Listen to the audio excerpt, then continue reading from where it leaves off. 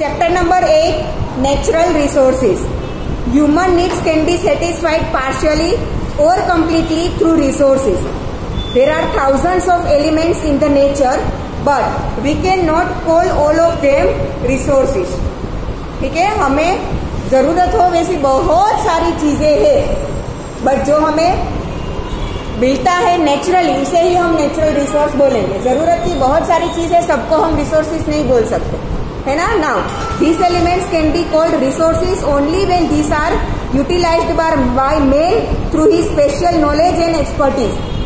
ठीक है, अगर मैन उसका अपने काम के लिए यूज करता है, यूटिलाइज करता है, तो ही हम उसे रिसोर्सेज बोलेंगे। ठीक है, वरना तो ऐसी हजारों चीजें अवेलेबल है, बट सबको हम रिसोर्सेज नहीं बोल सकते। In other words, the things on which the man is dependent, human needs can be fulfilled by them, and man has the physical and intellectual capacity to utilize them can be called as resources. Resources हम किसे बोलेंगे? On which man is dependent, जिस चीज पर हम dependent है, जिसका हम यूटिलाइज करते हैं फॉर आवर सोशल और साइंटिफिक वर्क। ठीक है, उसी को हम रिसोर्सेज बोलेंगे। ठीक है, in this way anything which is used to fulfil the human needs becomes a resource. Human need को फुलफिल करने के लिए जो भी चीज अवेलेबल है वो सारा क्या बन जाएगा? हमारा रिसोर्स बन जाएगा। In ancient times men did not know about the minerals buried within the land, so these were not the resources at that time. But today these are extremely useful due to their utility and the developed techniques of mining. Ancient times में जब stone age था, तब mineral से, metal से, जो भी अर्थ में buried था उसके बारे में लोगों को पता नहीं था, तो तब उनके लिए वो रिसोर्स नहीं था, क्योंकि वो लोग यूज ही नहीं करते थे। जिसका हम यूटिलाइजेशन करेंगे वो ही हमारे लिए रिसोर्स बनेगा। तो स्टोन एज में मिनरल्स के बारे में, मेटल्स के बारे में किसी को पता नहीं था, तो उनके लिए तब वो रिसोर्स नहीं था।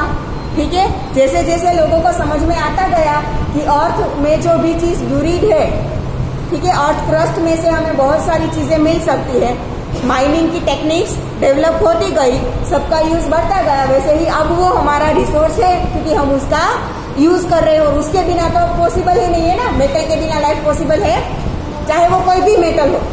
ठीक है, now the natural resources should have both the virtues of utility and capability to work. वो यूटिलाइज तो होना चाहिए natural resource, but capability to work. Main जिस हिसाब से उसे अपने काम में लेना चाहता है, उस हिसाब से उसे काम में आना चाहिए वो, तो ही वो हमारे लिए नेचुरल रिसोर्स बनेगा। The resources are made of the interactions of the three, that is nature, man and the culture. हमारे कल्चर में हम कौन कौन सी चीजें यूज करते हैं वो ही हम हमारे नेचुरल रिसोर्स में यूज करेंगे ना। जो हम यूज ही नहीं करते वो हमारे लिए नेचुरल रिसोर्स नहीं बनेगा। ठीक है, तो नेचर, मैन एंड कल्चर तीनों कंबाइन होके पूरा नेचुरल रिसोर्स बनता है। ठीक है, फर्स्ट है uses of resources. Resources are useful to us in many ways. We learn about its role gradually at every stage of human life. ठीक है, कहाँ पे कौन सा नेचुरल रिसोर्स यूज होता है वो हम धीरे धीरे जैसे बड़े होते हैं समझते जाते हैं। ठीक है, now all activities from agriculture to industries ultimately dependent on natural resources. Let us know more about it. कोई भी आप ले लो, एग्रीकल्चर ले लो या तो बड़ी बड़ी इंडस्ट्रीज ले लो, सारी चीजें नेचुरल रिसोर्सेज पर ही डिपेंडेंट है। एग्रीकल्चर, पानी नहीं होगा तो एग्रीकल्चर पॉसिबल है, तो water is our natural resource, चाहे वो कहीं से भी आता हो, pond, lake, river, ocean, whatever, water का रिसोर्स कोई भी हो, ये तो वो नेचुरल रिसोर्सेज ना। ठीक है, इंडस्ट्रीज, एक भी इंडस्ट्री आप बता दो जिसमें पानी का यूज ना होता हो। ठीक है, पानी का यूज होता होगा तो नेचुरल रिसोर्स। पानी के अलावा मेटल के रिलेटेड जो इंडस्ट्रीज होगी सब में माइनिंग से मिनरल मिलेगा, मेटल मिलेगी, तभी तो वो इंडस्ट्री काम कर पाएगी, तो वो नेचुरल रिसोर्स। फार्मास्यूटिकल इंडस्ट्रीज ले लो तो मेडिसिन बनाने के लिए पहले कुछ ना कुछ उसे नेचुरली मिलना चाहिए ना, तब उसमें प्रोसेस करके वो पूरी मेडिसिन बना पाएंगे ना। ठीक है, तो कोई भी आप चीज ले लो, सब किस पर डिपेंडेंट है? नेचुरल रिसोर्स पर ही डिपेंडेंट है। Now resource as food, various food requirements of man are compiled by various resources, fruits grown naturally, various crops obtained through agriculture, milk and its products, and meat obtained through domestic animals, fish and other aquatic animals from reservoir, honey prepared by honeybees etc. are used as food items. जब हम जिस भी चीज का as a food use करते हैं, सारी natural resources ही है। आप भले ही उसे फिर एक से अलग फॉर्म में हम कन्वर्ट करते हैं, उसका बेकिंग करते हैं, उसे कुक करते हैं, बट मेन जो उसका इंग्रेडिएंट होगा वो तो नेचुरली ही मिलेगा या नहीं? हाँ, ठीक है। फ्रूट से नेचुरली हमें मिलते हैं, भले ही हमने उसे सो किया हो, सीड्स ने हमें सो किया हो, वो पूरा बड़ा ट्री बनेगा, उसमें से हमें फ्रूट मिल रहे हैं, बट वो ट्रीज बड़े हो रहे हैं, उसमें फ्रूट्स आ रहे हैं, वो चीज तो नेचुरल है ना, है कि नहीं?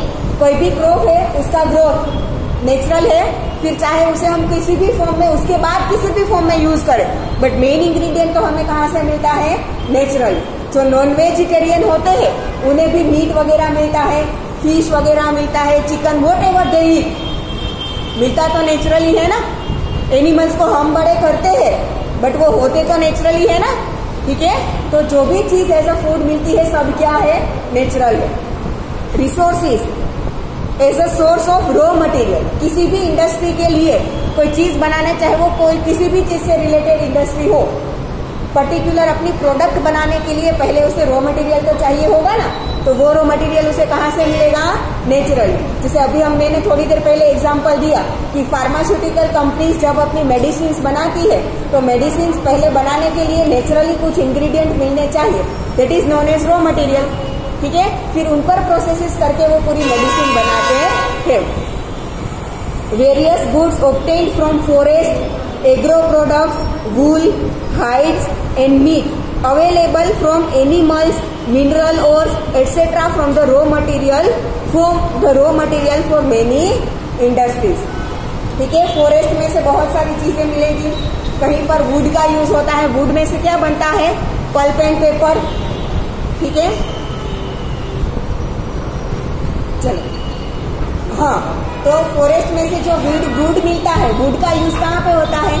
पेपर एंड पल्प इंडस्ट्रीज में, ठीक है। पेपर किस में से बनता है? वुड में से बनता है, ठीक है। और भी बहुत सारी चीजें हैं जहाँ पे वुड यूज होता है, फर्नीचर, ठीक है। और बहुत सारी चीजों में वुड यूज हो सकता है। ट्रीज के लीव्स, जो औषधियां वगैरह है, उसमें से ही मेडिसिन बनेगी ना, तो उसके फ्रूट से, उसके लीव से, उसके रूट से, उसके स्टेम से सारी चीजें यूज होती है, ठीक है। फॉरेस्ट में से एनिमल्स का मीट वगैरह, कोड लिवर ऑयल, फिश के लीवर का oil, cod liver oil as a medicine use होता है। बहुत सारी मेडिसिन में मेन इंग्रेडिएंट वो होता है, ठीक है। तो ये सब कुछ हमें कहाँ से मिलता है? नेचुरली मिलता है, ठीक है। रिसोर्सेज एज एनर्जी रिसोर्सेज, ऐसे रिसोर्सेज जिसमें से हमें एनर्जी मिलती हो। विंड एनर्जी कहाँ से मिलती है? 9th स्टैंडर्ड में पढ़ा था ना, विंड एनर्जी। विंड ब्लो होगा तब तो विंड मिल चलेगी, तो विंड नेचुरल रिसोर्स, ठीक है। Thermal power energy, thermal power station कब लगता है? जब ऊंचाई पर वाटर कलेक्टेड हो, वो नीचे जनरेटर पर गिरेगा, जनरेटर टरबाइन पे गिरेगा, टरबाइन घूमेगा, तब उसमें से एनर्जी प्रोड्यूस होगी, इलेक्ट्रिकल एनर्जी, ठीक है। तो वाटर क्या है? नेचुरल रिसोर्स है। सोलर एनर्जी, सन क्या है? नेचुरल रिसोर्स है, ठीक है।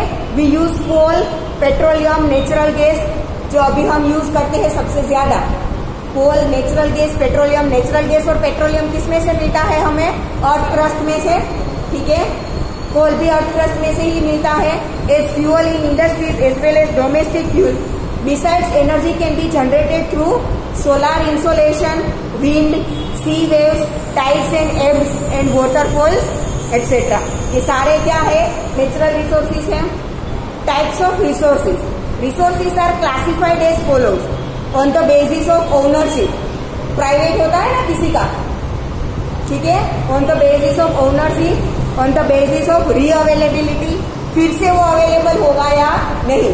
जैसे कि पेट्रोलियम एंड नेचुरल गैस है, वो रीअवेलेबल नहीं है, but solar energy, wind energy, फिर वाटर से मिलने वाली जो भी एनर्जी, ओशन थर्मल एनर्जी, ये सारी क्या है, रीअवेलेबल है, वो कंटिन्यू हमें मिलती ही रहेगी। ठीक है।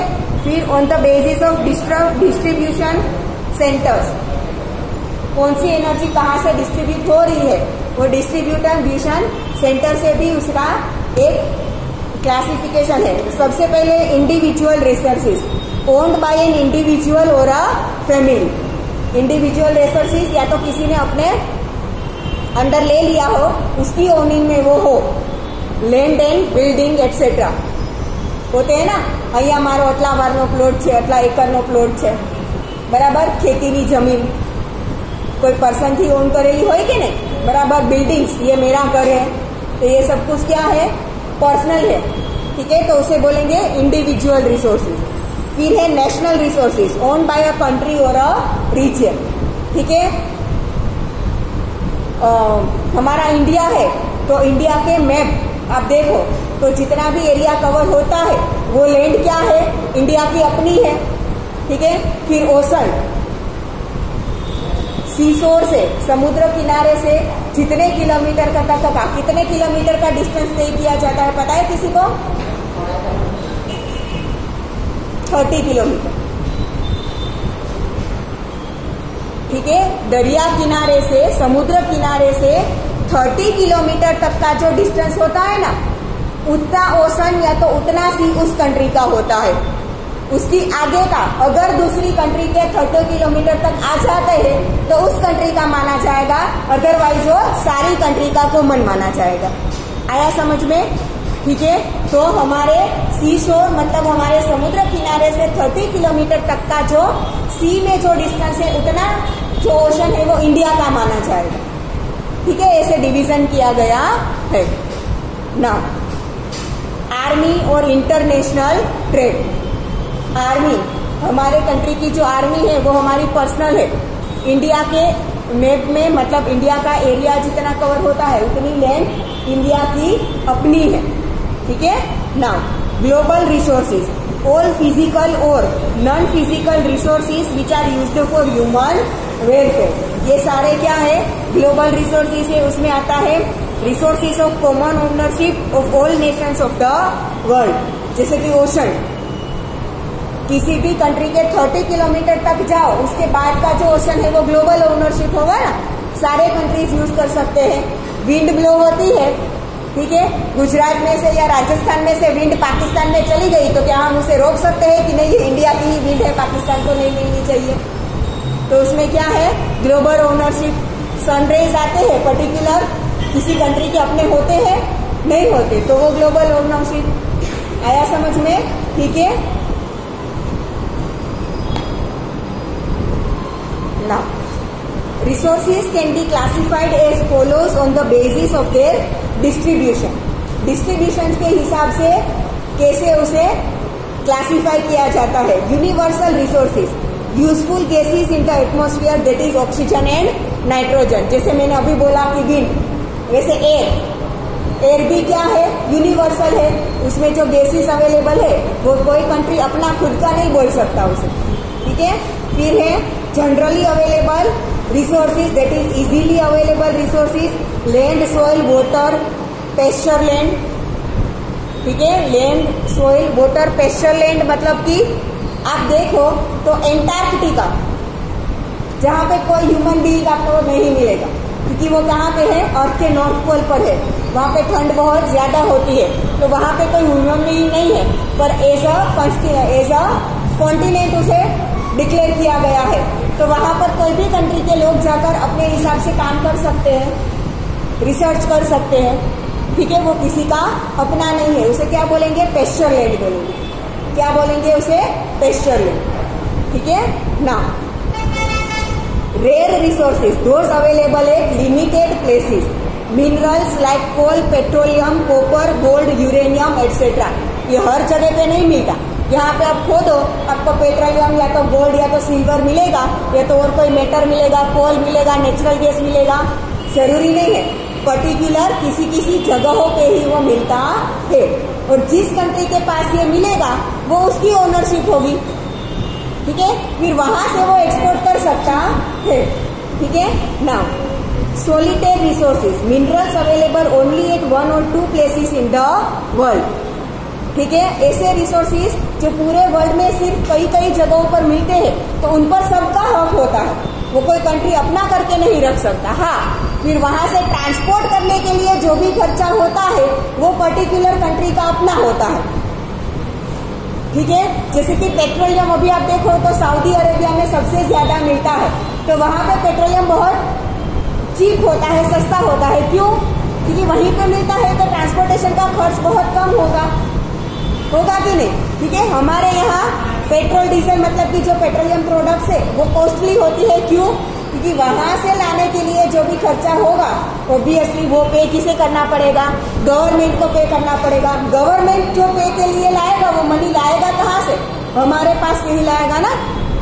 ठीक है, तो वो होता है अवेलेबल सबके लिए, पर फिर वहां से डिस्ट्रीब्यूशन का जो खर्च होता है वो कंट्री का अपना होता है। क्लियर? जैसे कि cryolite which is available only in Greenland. Petroleum तो और भी कई जगहों पे शायद सऊदी अरेबिया के अलावा भी पॉसिबल है। हमारे मुंबई के आप देखो तो मुंबई से थोड़ा दूर दरिया में पेट्रोलियम का किया गया है, जहां से दरिया के अंदर से पेट्रोलियम निकलता है। आप यहाँ से कड़ी बाजू जाओ, कलोल साइड, वहां से भी पेट्रोलियम मिलता है। ठीक है, तो पेट्रोलियम ऐसा नहीं है कि बहुत कम जगहों पे मिले, वो बहुत सारी कंट्रीज में से मिल रहा है, बट बहुत कम मिलता है इसलिए कॉस्टली है। ठीक है, बट ये यहाँ पे दिया है पर्टिकुलर क्रायोलाइट, एक मेटल है। ठीक है, वो ओनली ग्रीनलैंड में ही मिलती है, तो ग्रीनलैंड ऐसा नहीं बोल सकता कि ये हमारी कंट्री का ही है। ठीक है, वो क्या होगा, जनरल सारे वर्ल्ड के लिए अवेलेबल होगा। फिर वहां से जिसको जितना क्रायोलाइट चाहिए उस हिसाब से ट्रांसपोर्टेशन होगा, और वो ट्रांसपोर्टेशन का खर्च पर्टिकुलर कंट्री का होगा। ठीक है, अगर आपकी कंट्री को क्रायोलाइट की जरूरत ही नहीं है तो आपके लिए कुछ भी आपको कॉस्ट देने की जरूरत नहीं है। Clear? Now you could understand details of two types. Resources can be classified by other methods also, wherein these can be classified into two types as renewable and non-renewable resources. यहाँ पे हमने तीन तरीके से क्लासिफाई किया। कौन कौन से? पहला तो ओनरशिप के हिसाब से, दूसरा रीअवेलेबिलिटी, फिर से अवेलेबल होगा या नहीं। जैसे कि कोल पेट्रोलियम है वो रीअवेलेबल नहीं है, जबकि सोलार, विंड, वाटर एनर्जी, सी वेव एनर्जी ये सब कुछ रीअवेलेबल है। तीसरा है डिस्ट्रीब्यूशन के हिसाब से, जो अभी हमने ये टेबल में लिखा पेज नंबर 60 वाले। ठीक है, दूसरा उसका कैसे क्लासिफिकेशन कर सकते हैं, रिन्यूएबल एंड नॉन रिन्यूएबल, वो रीअवेलेबिलिटी में ही आ जाएगा। ठीक है, रिन्यूएबल रिसोर्सेज किसे बोलेंगे, जो फिर से मिल सकते हैं, अनकंडीशनल टर्म में मिलते हैं, उसे क्या बोलेंगे, रिन्यूएबल। और नॉन रिन्यूएबल मतलब कि एक बार आप यूज कर डालो फिर से वो आपको नहीं मिल सकते। ठीक है, some resources reproduce themselves as per their usage during a specific time. कुछ टाइम के बाद फिर से अपने वो प्रोड्यूस कर पाएंगे। मतलब कि डे टाइम में जब सोलर रेडिएशन अच्छे से अवेलेबल हो तब सोलर एनर्जी, सोलर सेल उसे कंजर्व करके रखता है। रात में जब जरूरत हो तब उसका यूज होगा। ठीक है, मानो कि 3-4 दिन तक ऐसा ही रहा कि क्लाउडी एटमॉस्फेयर है, सनरेज आ ही नहीं सकते, और सोलर के पास, सोलर सेल में जितना भी कलेक्शन हुआ था वो सब कुछ खर्च हो गया, पर फिर से जब धूप निकलेगी तो फिर से वो प्रोड्यूस हो पाएगा कि नहीं। ठीक है, तो कुछ टाइम के बाद वो अपने आप को खुद अवेलेबल करवा सकता है। ठीक है, in other words these are inexhaustible. Inexhaustible मतलब कभी खत्म नहीं होगा। Solar insolation, wind, birds, animals, bio resources etcetera fall under this category. These are called renewable resources. Non-renewable resources are those which cannot be reused once they are used, or they cannot be reproduced or cannot be reformed in near future. ठीक है, कोई भी petroleum product है, एक बार use कर ली फिर से उसी को यूज कर सकते हो, नया लाना पड़ेगा ना। ठीक है, अपने कार में या तो अपने 2 व्हीलर में, व्हाटएवर जो व्हीकल यू है, ठीक है, पेट्रोल या डीजल फिल करवाया, यूज हो गया, फिर से हवा में से जो धुआं निकल गया था उसे फिर से लाकर उसमें से पेट्रोल या डीजल बना सकते हो। आपको नया ही डलवाना पड़ेगा। That means non renewable exhaustible खत्म हो सकता है इन नियर फ्यूचर। ऑब्वियसली हमें पता ही है कि कुछ सालों बाद वो खत्म होना ही है, ठीक है। Mineral, coal, natural gas, petroleum etcetera are included in its category. Planning and conservation of resources.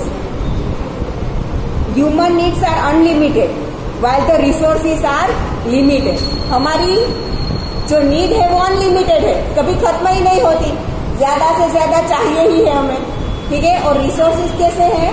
Limited है। During last 100 years usage of the resources has increased very much due to the extraordinary development in science and technology and due to population explosion।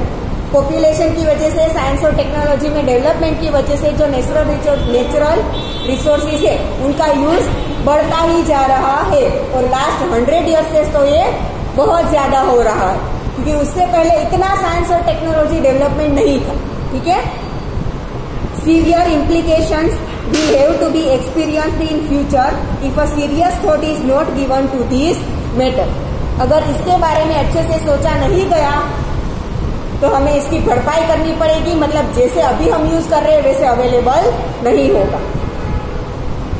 So it is the duty of all of us to conserve resources for the future generations. Resources should be conserved and should be used rationally. ध्यान रखकर उसका use करना होगा। The word conservation is directly related to the scarcity of resources. Scarcity of resources मतलब बहुत कम available है, near future खत्म हो जाएंगे, उसे उसकी क्या बोलेंगे? स्कार्सिटी बोलेंगे, ठीक है। If the resources are exploited at the current rate where they are exploited haphazardly and irrationally, then it will be a dream to maintain the development and the current lifestyle।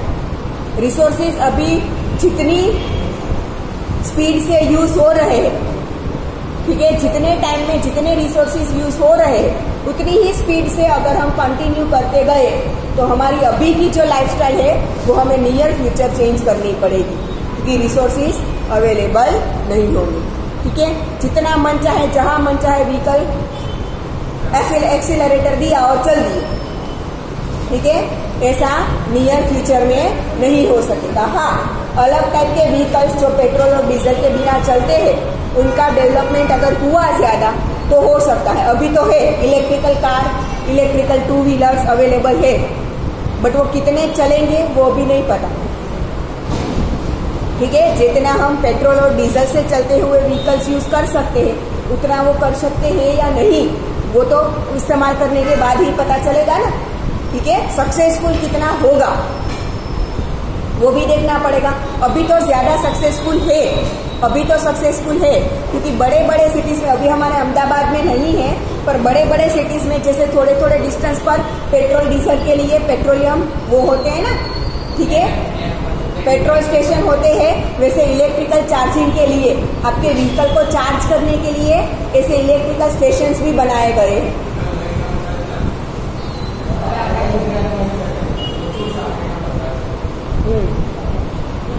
ठीक है। तो ऐसे electrical stations बनाए जाएंगे जो अगर थोड़ा distance cover करने के बाद आपका व्हीकल की बैटरी डाउन हो गई तो वहां पे आप चार्ज कर सकते हो, ठीक है ना।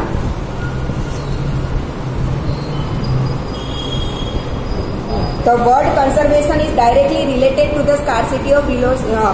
It includes things like its rational usage, its conservation and reusage, ठीक है। उसका हमें कंजर्वेशन करना होगा। कंजर्वेशन करना मतलब कि उसका यूज करना छोड़ नहीं देना, बट ध्यान से यूज करना है, ठीक है। Where there is a danger of existence on the life of a tree or a human life, the arrangement made for it is called its conservation, ठीक है। फॉरेस्ट डे बाय डे कम ही होते जा रहे हैं, ठीक है। हम वर्ल्ड एनवायरनमेंट डे मनाते हैं, प्लांटेशन करते हैं, बट प्लांटेशन करने के बाद उस प्लांट का ख्याल रखते हैं, सूख जाएगा, एनवायरमेंट देख के भी ग्रीन प्लांटेशन कर दिया, फिर उसका ध्यान कोई नहीं रखेगा, वो प्लांट वहां पे रहा या नहीं, उसमें ग्रोथ हुआ या नहीं, ध्यान देता है कोई? बहुत कम ऐसे लोग होंगे जो ध्यान देते होंगे, है ना? ठीक है, तो फॉरेस्ट, जिस तेजी से फॉरेस्ट कट रहे हैं उतनी तेजी से या क्या हम ट्री ग्रो कर रहे हैं? नहीं कर रहे हैं। ठीक है, तो ट्रीज के ऊपर भी ये क्या है? डेंजर है। जितना उनके ऊपर डेंजर है नेचुरल रिसोर्सेज के ऊपर, उतना ही डेंजर किसके ऊपर है? ह्यूमन लाइफ के ऊपर। ठीक है, let us understand about the planning and the conservation of resources in detail. First of all, gather information about the availability of utilized, unutilized and probable resources of any region or a country as a unit. Utilized मतलब पहले तो कितने resources थे, उसमें से कितना use हो गया है, मतलब यूटिलाइज हो गया है। ठीक है, कितना अनयूटिलाइज है, मतलब कितना यूज अब हम कर सकते हैं, कितना अवेलेबल है अब हमारे पास। And probable resources, probable resources मतलब कोई रिसोर्सेज ऐसे होते हैं जिसका हम पर्टिकुलर नंबर नहीं दे सकते कि इतना अवेलेबल है, तो प्रोबेबल नंबर दे सकते हैं कि शायद इतना अवेलेबल होगा। ठीक है, the resources which are limited और non renewable should be exploited scientifically and should be used only where it is necessary to use them. जो नॉन रिन्यूएबल है उसे बहुत जरूरी हो वैसी जगहों पे ही यूज करो। Attempts should be made to develop those resources, the quantity of which can be increased.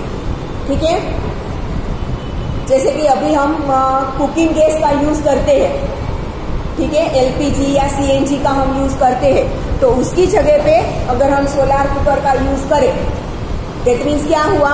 वो गैस हमने बचाया, या तो ऐसा कर सकते हैं, ऐसा बोल सकते हैं कि हमने उसे रिप्रोड्यूस किया है, क्योंकि हमने उसे संभाल कर बचा कर रखा। ठीक है, तो ऐसे रिसोर्सेज यूज करो। The resources which are cheaper and are easily available should not be wasted. सस्ते हैं, इजीली अवेलेबल होते हैं, इसका मतलब ये नहीं है कि उसका वेस्ट किया जाए। ठीक है, but instead they should be used sparingly for future use.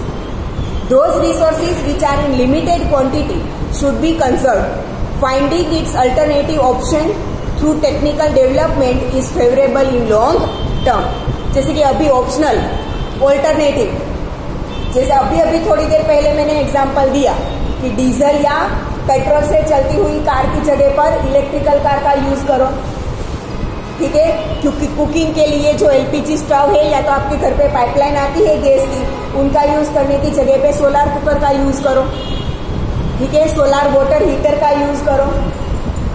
ठीक है, तो ये क्या है? ऑल्टरनेटिव ऑप्शंस है, ये यूज करो। Necessary laws should be formed for the conservation of resources and should be enforced strictly.